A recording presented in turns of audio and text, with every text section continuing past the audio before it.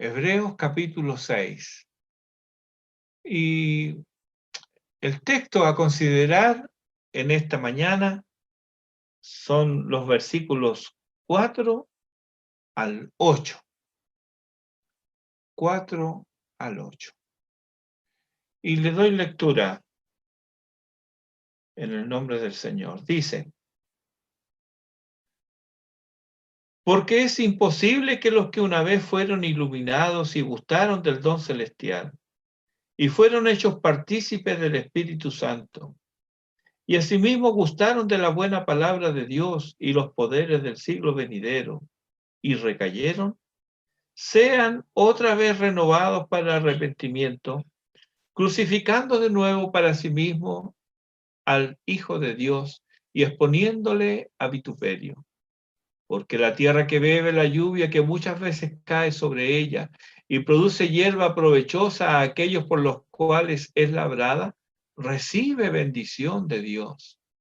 Pero la que produce espinos y abrojos es reprobada, está próxima a ser maldecida y su fin es ser quemada. Padre Celestial, le damos gracias, Señor, por su palabra. Ayúdanos en esta hora, Señor. Asístenos con tu Santo Espíritu y que tu palabra tenga cabida en nuestros corazones para la gloria de tu nombre. Y te lo pedimos por Jesucristo, nuestro Señor y Salvador. Amén. Amén. Muy bien, les recuerdo que esto es otro sermón, pero es continuación del que ya tuvimos el domingo pasado. Pero esto en sí mismo es uno solo. Y lo he titulado Parecen, pero no son. Parecen, punto suspensivo, pero no son. Y con un signo de exclamación. Muy bien. Basado aquí en Hebreos capítulo 6, versículos 4 al 8. En Mateo capítulo 13, Jesús cuenta 7 parábolas, muy inquietantes, algunas de ellas. Y de estas inquietantes hay 2. Y son las únicas que él explica en el mismo texto.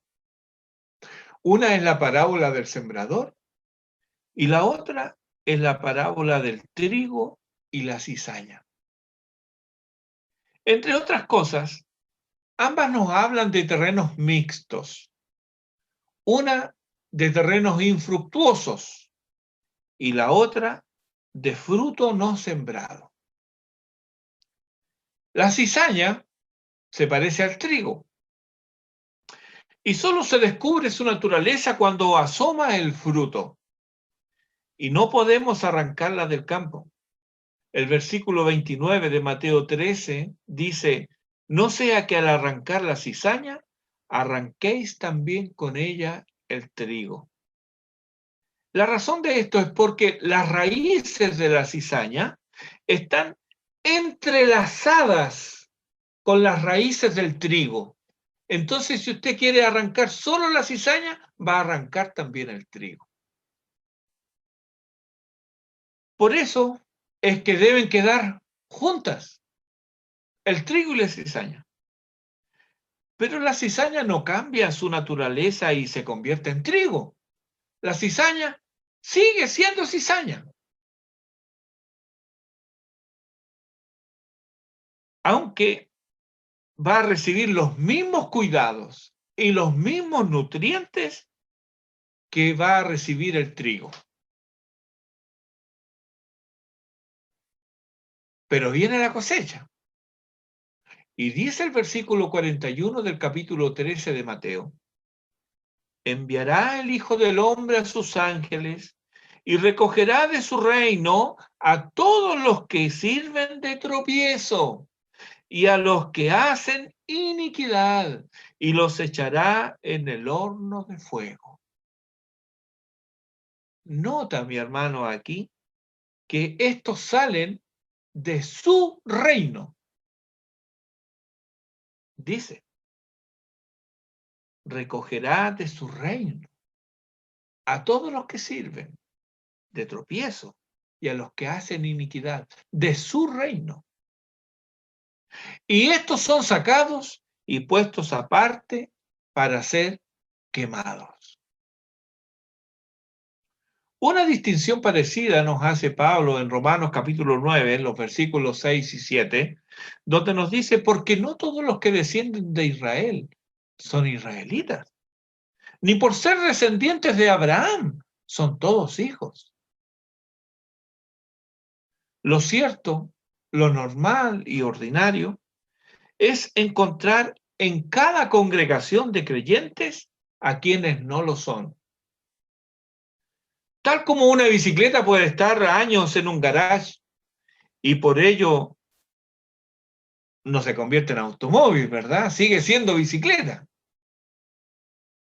Así también, no porque alguien lleve años frecuentando una o varias congregaciones, se convertirá en creyente.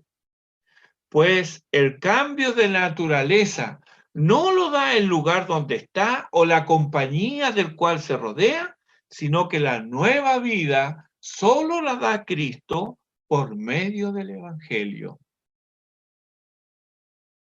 El texto que hoy tenemos ante nosotros es difícil de exponer.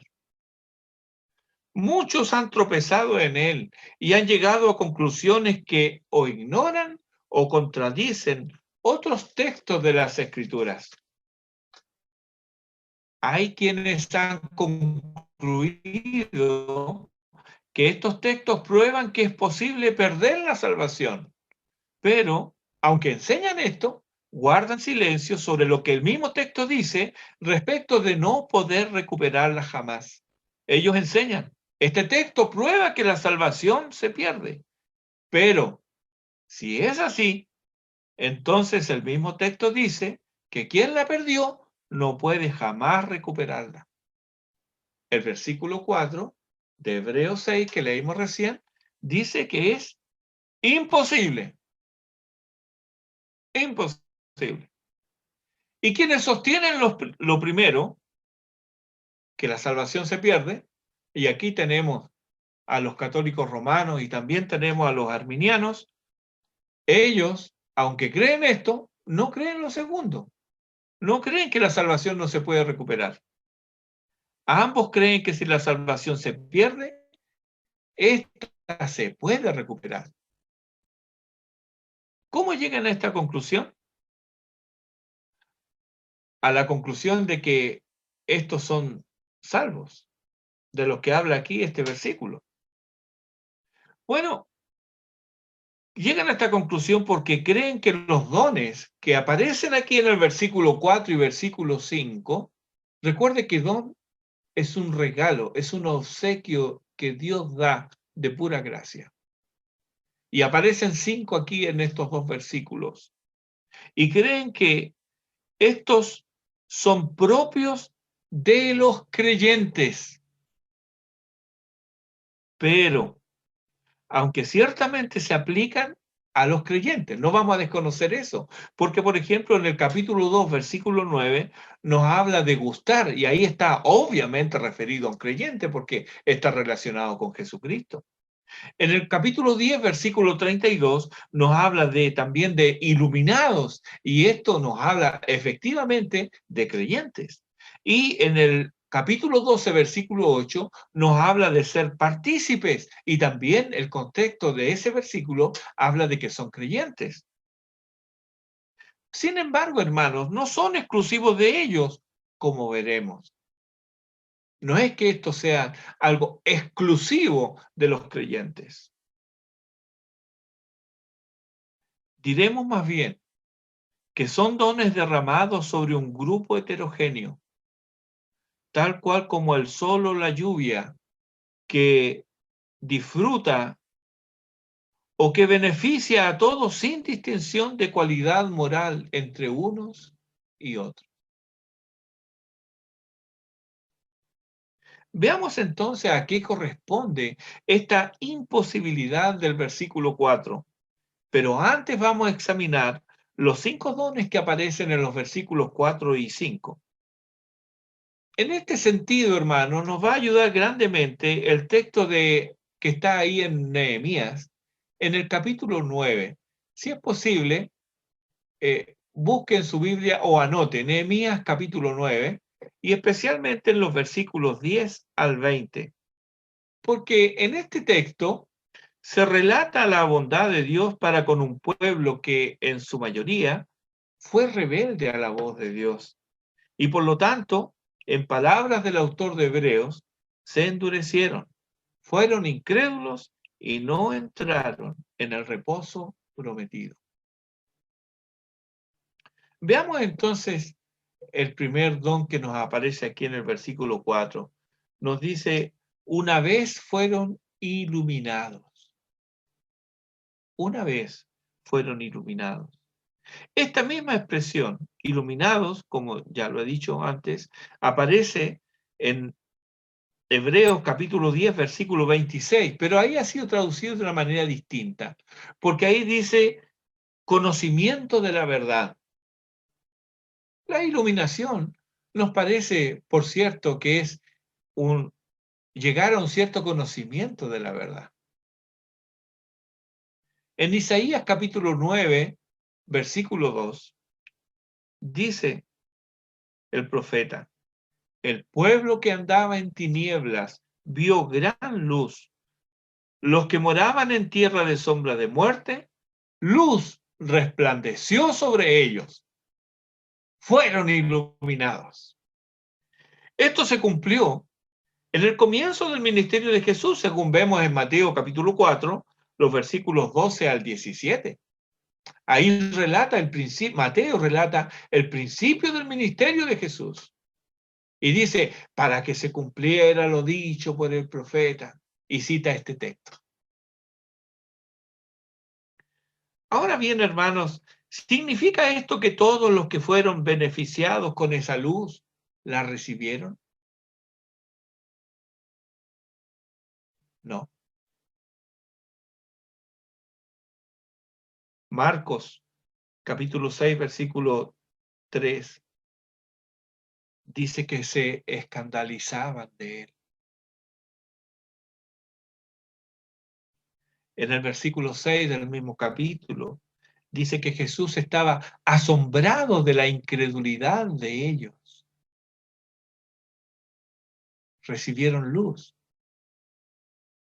pero no creyeron en él. Se escandalizaban de él.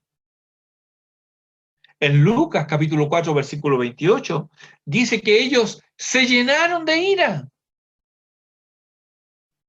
Se llenaron de ira contra él y quisieron asesinarlo, despeñándolo. Esto ocurre en su propia tierra, en Nazaret. Juan capítulo 3, versículo 19, nos resume esa actitud tenebrosa. Dice ahí, y esta es la condenación, que la luz vino al mundo, y los hombres amaron más las tinieblas que la luz, porque sus obras eran malas. Los creyentes ciertamente somos iluminados, pero no todos los que asisten a un culto son creyentes. Los hay que son iluminados, pero rechazan la luz. Prefieren sus propias tinieblas y así demuestran que no son hijos de la luz. Anote como texto complementario Juan capítulo 12, versículo 36, para que después usted lo pueda leer. Juan 12, 36. O el pasaje de Efesios capítulo 5, los versículos 1 al 14, donde el apóstol exhorta a los hermanos a andar como hijos de Dios. Y yo les voy a leer Primera Tesalonicenses capítulo 5, versículos 4 al 8. Dice, mas vosotros, hermanos, no estáis en tinieblas para que aquel día os sorprenda como ladrón. porque todos vosotros sois hijos de luz e hijos del día. No somos de la noche ni de las tinieblas. Por tanto, no durmamos como los demás, sino velemos y seamos sobrios. Pues los que duermen, de noche duermen, y los que se embriagan, de noche se embriagan. Pero nosotros, que somos del día, seamos sobrios, habiéndonos vestido con la coraza de fe y de amor y con la esperanza de salvación como yelmo. Hay quienes reciben luz, pero prefieren las tinieblas.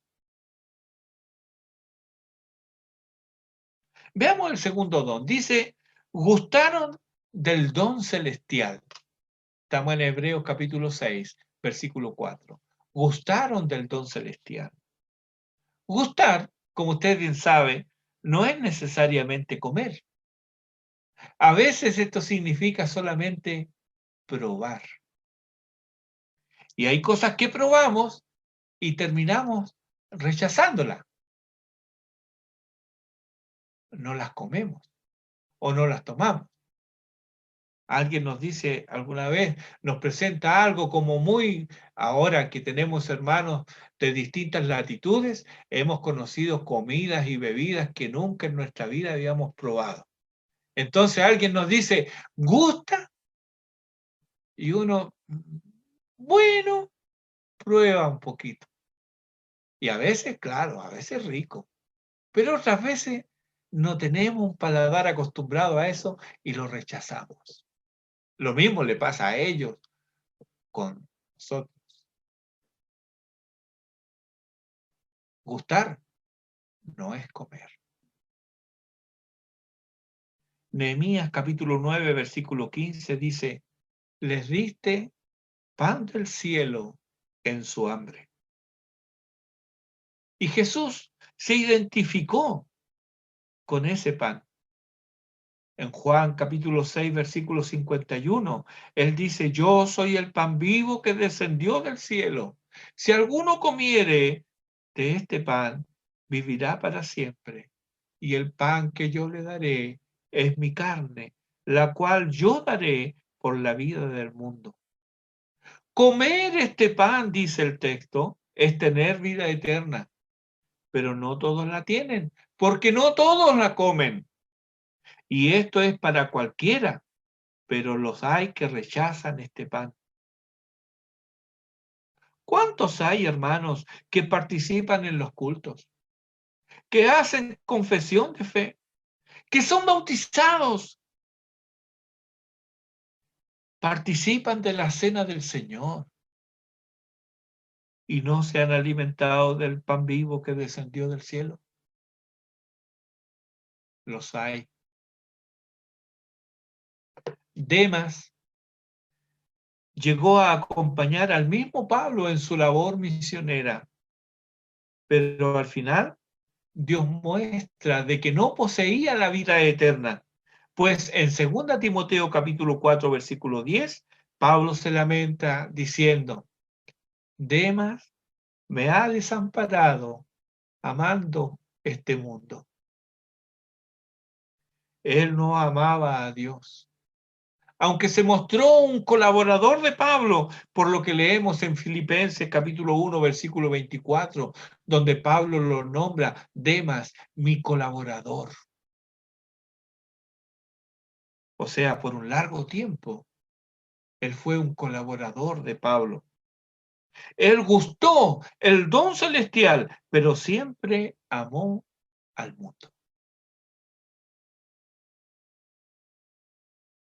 Veamos el tercer don que aparece aquí en el versículo 4 de Hebreos. Fueron hechos partícipes del Espíritu Santo. Estamos viendo, les recuerdo que estamos viendo cada uno de estos dones. ¿Por qué? Porque hay quienes dicen de que esto es exclusivo de los creyentes. Y estamos viendo ya en los dos primeros que no es exclusivo de los creyentes. Veamos esto ahora. Fueron hechos partícipes del Espíritu Santo. Nehemías 9:20 dice, y enviaste tu buen espíritu para enseñarles.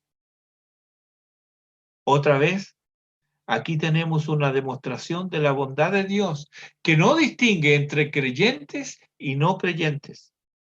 Tenemos, por ejemplo, el caso del profeta, falso profeta, Balaam. Este se alquilaba por dinero y vemos que Dios lo usó. Lee con atención los capítulos 22 al 24 del libro de Números y ahí vas a tener su historia y cómo el Espíritu de Dios vino sobre él y profetizó.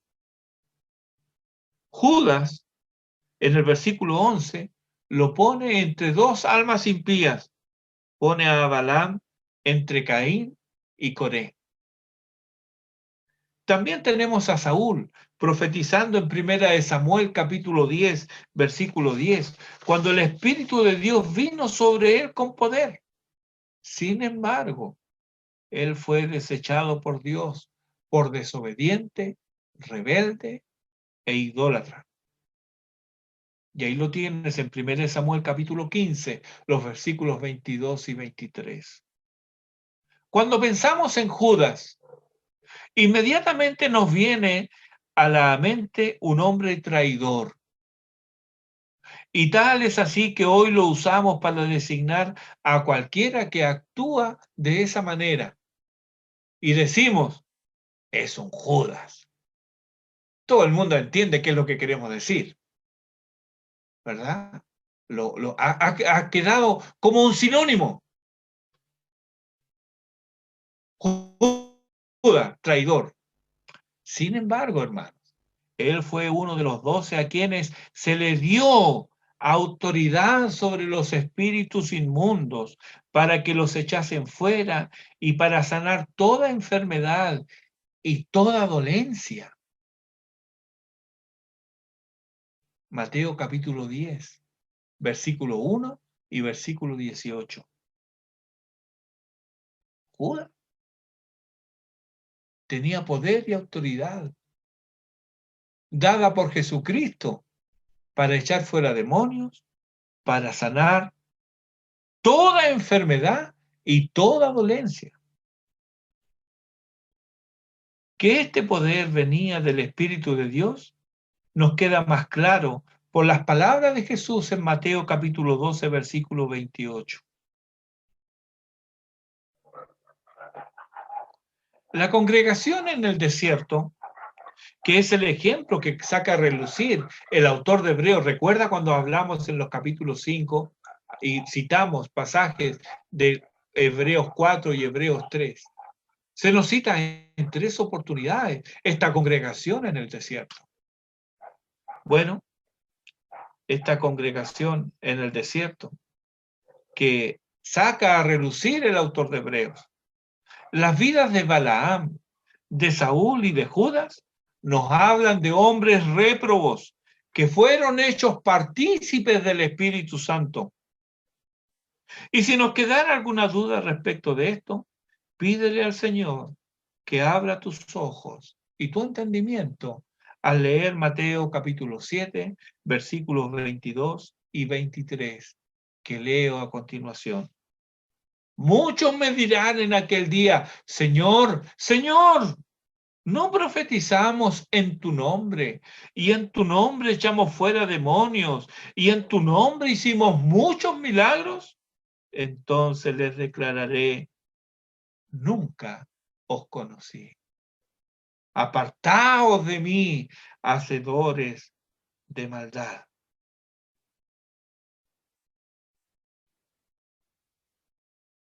Habían profetizado en el nombre del Señor. Habían predicado en el nombre del Señor. Habían echado fuera demonios en el nombre del Señor. Habían hecho no uno ni dos milagros, muchos milagros en el nombre del Señor. Hoy día diríamos de una persona así, si existiera, qué gran varón de Dios.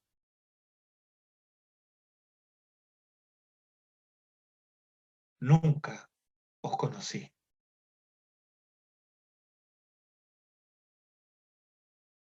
Veamos el cuarto don que nos aparece en el versículo 5. Dice, gustaron de la buena palabra de Dios. Otra vez aquí tenemos el verbo gustar, pero ahora con referencia a la palabra de Dios. Oseas capítulo 8, versículo 11, profetiza que vienen días, dice el Señor, en los cuales enviaré hambre a la tierra, no hambre de pan ni sed de agua, sino de oír la palabra de Jehová. Pero como no resisten la sana enseñanza y no quieren abandonar sus pecados, rehuyen de la luz y rechazan la palabra que se les envía. Confunden el hambre por la palabra de Dios con la comezón de oír y van de un charlatán a otro para que les hable lo que quieren oír. Eso es lo que tenemos hoy día. No es hambre por la palabra de Dios, no, es comezón de oír. Y la gente va donde escucha lo que quiere oír. Hay también los que, estando en congregaciones sanas, hacen gala de poseer finos paladares y así solo prueban aceptando lo que les gusta y rechazando lo que necesitan. En congregaciones sanas, un siervo de Dios se esfuerza por traer la palabra de Dios, pero estos con paladares finos dicen, no me gustó lo que dijo el pastor. Rechazan.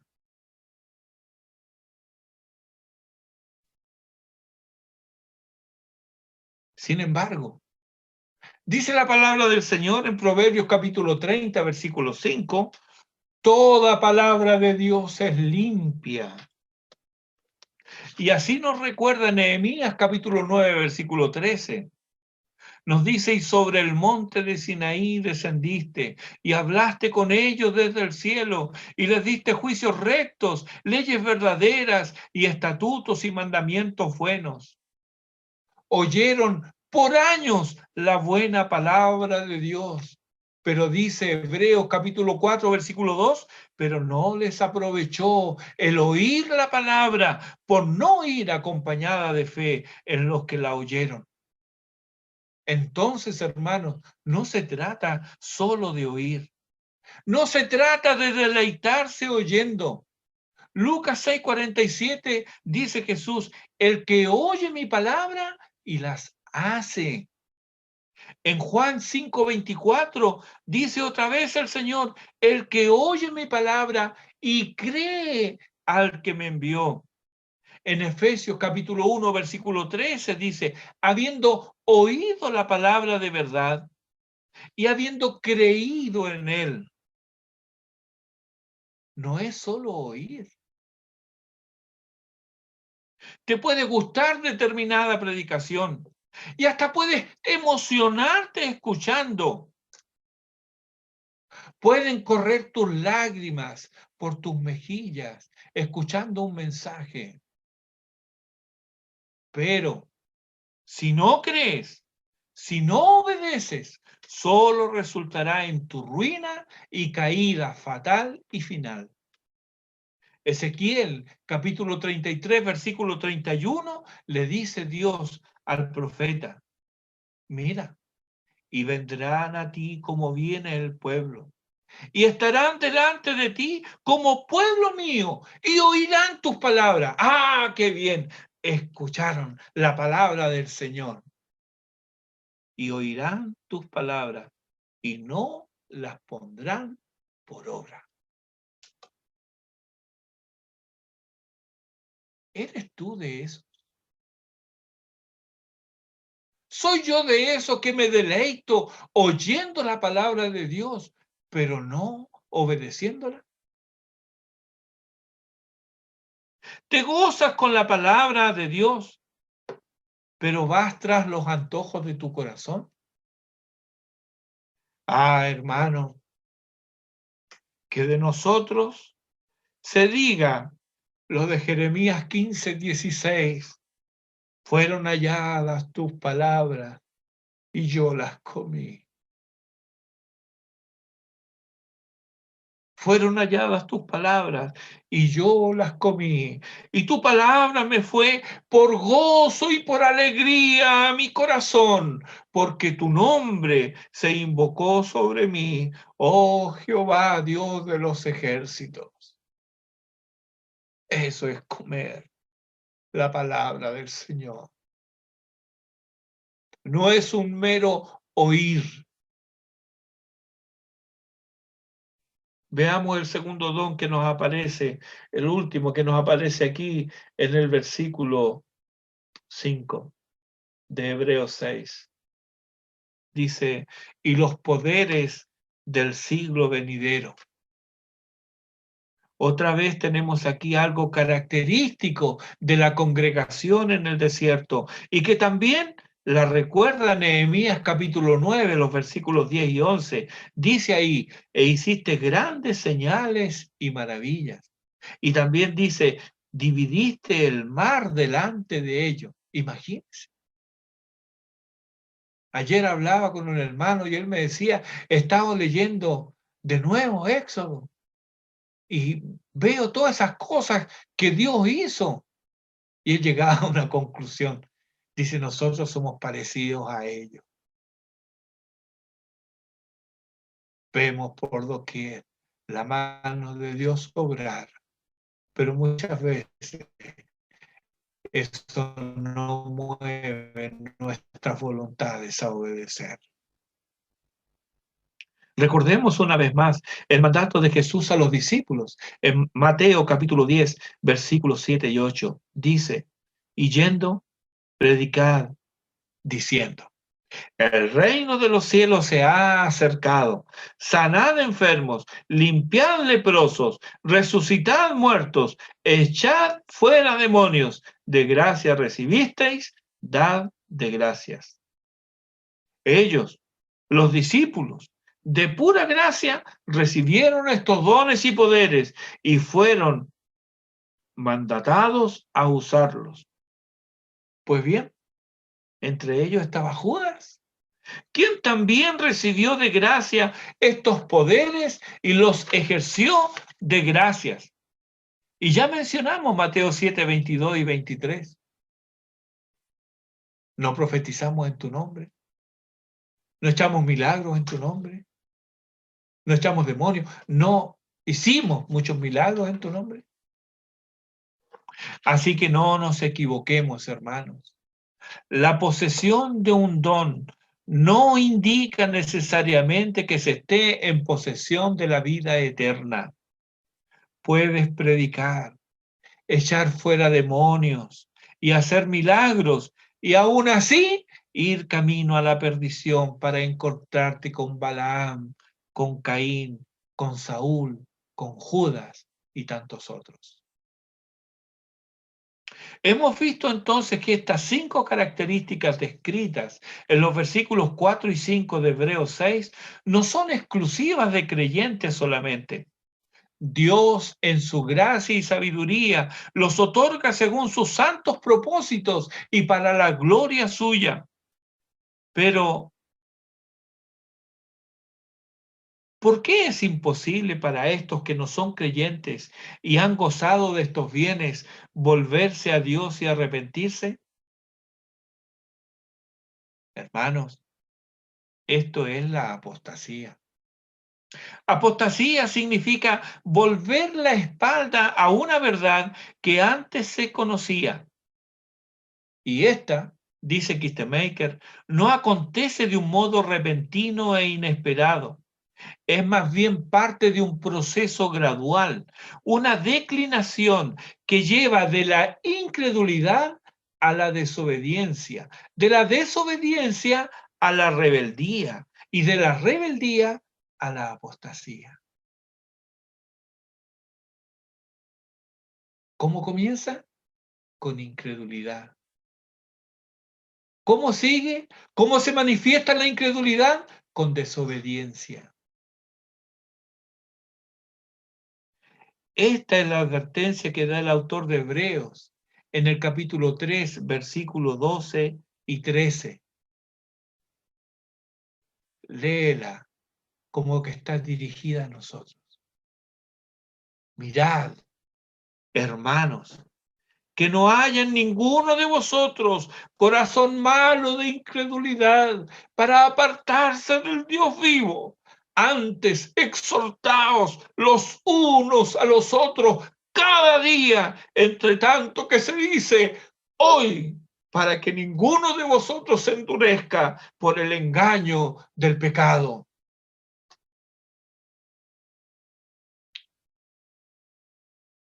Necesitamos ser exhortados. Debemos mirar unos a otros para que ninguno caiga en el engaño del pecado, para que no brote ninguna raíz de amargura, para que no haya ningún corazón malo de incredulidad para apartarnos del Dios vivo. Es a ti, querido amigo, que no le has entregado tu vida a Jesucristo, que se te dice: no te confíes de la compañía de los santos, porque estos no te pueden salvar. No, no pongas tu confianza en los aspectos externos del Evangelio. Más bien, entrégale a Cristo tu vida y Él te dará arrepentimiento y fe para creer. ¿Sabes por qué desobedeces tan fácilmente? Porque eres incrédulo, porque no crees. ¿Sabes por qué te empecinas en mal obrar? ¿Sabes que lo que haces está malo, pero te empecinas en ello? ¿Sabes por qué es esto? Porque eres rebelde. Ya entraste en otra etapa de esta escala descendente. Ya el proceso de pudrición ha comenzado y el estado final en esta vida es la apostasía. Y en la vida venidera es, lo dijo el Señor, lloro y crujir de dientes. Es por eso, es por eso que te ruego, como si Dios mismo rogara por mi intermedio, reconcíliate con Dios. Reconcíliate con Dios. Considera con atención los versículos 7 y 8 de Hebreos 6, porque la tierra que bebe la lluvia que muchas veces cae sobre ella y produce hierba provechosa a aquellos por los cuales es labrada, recibe bendición de Dios. Pero la que produce espinos y abrojos es reprobada, está próxima a ser maldecida y su fin es el ser quemada. ¿Te das cuenta? La lluvia cae sobre toda la tierra. Es bendición de Dios, pero solo es aprovechada allí donde hay labranza. Y te pregunto, ¿eres plantío del Señor? ¿Ha sido sembrada la semilla del Evangelio en tu corazón? ¿Cómo entonces es que después de tanto tiempo no hay fruto? La lluvia es bendición de Dios, pero solo beneficia a aquella que ha sido previamente labrada.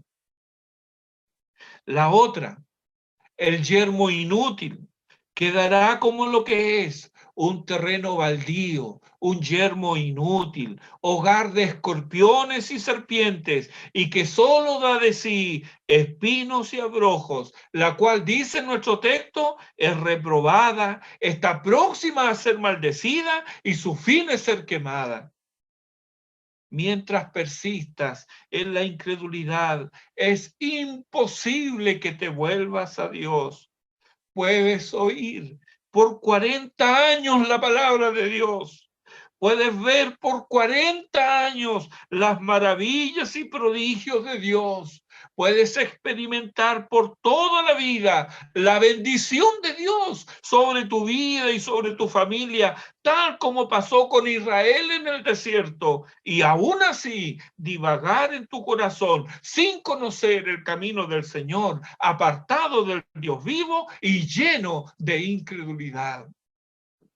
Porque lo que ocurre con un apóstata no es que un cristiano caiga en algún pecado, no, hermanos, porque el cristiano puede caer en pecado, pero estando en esa situación, él clama a Dios, se arrepiente de sus pecados y Dios lo restaura y lo levanta. En cambio, aquel que cae en apostasía es porque ha abandonado su profesión de fe, porque recuerda, ha hecho profesión de fe, él ha dicho que ha creído. Por un tiempo, él dijo que tenía, pero jamás la tuvo. Y nunca experimentó la regeneración de la conversión. Y hemos visto este triste espectáculo. Hay quienes, habiendo conocido la verdad, luego se burlan de lo sagrado, menosprecian las escrituras como si fueran fábulas y mitos. Recuerdo a alguien que me dijo, yo ya no creo en un amigo imaginario. Después de haber estudiado en un seminario.